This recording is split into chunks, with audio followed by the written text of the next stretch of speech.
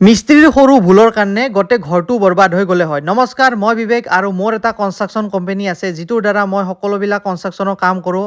এইটা epoxy bonding, এই দুটা কি কৰি মিক্স কৰিব লাগে। এই দুটা এইটো কালাৰ অলপ ক'লা থাকে, এইটো অলপ বগা থাকে। এই দুটা মিক্স কৰাৰ পিছত কালাৰটো আপোনাৰ এনেকুৱা হয় আৰু আপোনালোকে দেখিছে এইটো একদম গাঢ়া কালাৰ হয়। এইটো এপক্সি বণ্ডিং হয়। এই এপক্সি বণ্ডিংটো মই ইয়াতে ধুনীয়াকৈ আপোনাৰ যিখিনি জেগাত ক্ৰেকত মানে হৈছে আপোনাৰ ৰডবিলাক ওলাইছে সেই জেগাটোত ধুনীয়াকৈ লগাই দিছোঁ আৰু এইটো লগাই দিলে যিটো ৰাষ্টিং হয় ন, সেই ৰাষ্টিংটো ইয়াতে নহয়, কাৰণ এইটো আপোনাৰ অলপ দেৰি পিছত শুকাই যাব। শুকাই গ'লে এইটো একদম ধুনীয়াকৈ টাইট হৈ যাব। তো টাইট হোৱাৰ পিছত আমি ইয়াতে আৰু এটা কাম কৰিম, যিটো হৈছে আপোনাৰ মাইক্ৰ' কংক্ৰিট ইয়াতে আপোনাৰ সোমাই দিয়াৰ পিছত এইটো একদম টোটেলি চিল হৈ যাব আৰু চিল হ'লে আপোনাৰ বহুতে মজা আৰু বহুত দিন লাষ্টিং কৰিব। যেতিয়া আপোনাৰ ধৰি লওক ক্ৰেক যেতিয়া বনোৱাৰ পিছত ক্ৰেক চেক ওলাই বা তাতে অলপ আপোনাৰ ৰড চড ওলাই থাকে, তেতিয়া আপোনালোকে মাইক্ৰ' কংক্ৰিট ইউজ কৰিব পাৰে।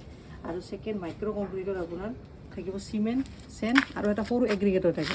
সেইটো কাৰণে এইটো কোৱা হয় মাইক্ৰ' কংক্ৰিট, মানে সৰু এটা এগ্ৰিগেটৰ থাকে। তো এইটোৰ পৰা ছেটিংটো ভাল লাগে আৰু ব্ৰিজ চিজ কনষ্ট্ৰাকশ্যন কৰাতে সেইবিলাক মাইক্ৰ' কংক্ৰিট বহুত ইউজ হয়। আৰু ইয়াতে এটা ৰেচিঅ' থাকে, সেই ৰেচিঅ'টো বহুতেই ইম্পৰ্টেণ্ট আৰু এইটো ৰেচিঅ' যদি আপোনাৰ প্ৰপাৰলি মিক্স নহয় ন, তেতিয়া আপোনালোকৰ যিটো ছেটিং ল'ব লাগে সেইটো কোনোদিন নলয় আৰু এইটো একদম টোটেলি ঢিলা হয়। ঢিলা হোৱাৰ কাৰণে আপোনালোকে হাতেৰে এনেকৈ পুছ কৰিব লাগিব, মানে সোমাই দিব লাগিব, তেতিয়া আপোনাৰ ধুনীয়াকৈ বস্তুটো ছেটিং ল'ব। আৰু ইয়াতেও আমি এইবিলাক জেগাত যিবিলাক ৰড ওলাই আছে সেইবিলাক জেগাত ধুনীয়াকৈ সোমাই দিছোঁ। এপক্সি বণ্ডিংটো কোটিংটো যিটো আছে সেইটো লগাই কিনে ইয়াতে আপোনাৰ সোমাই দিছোঁ।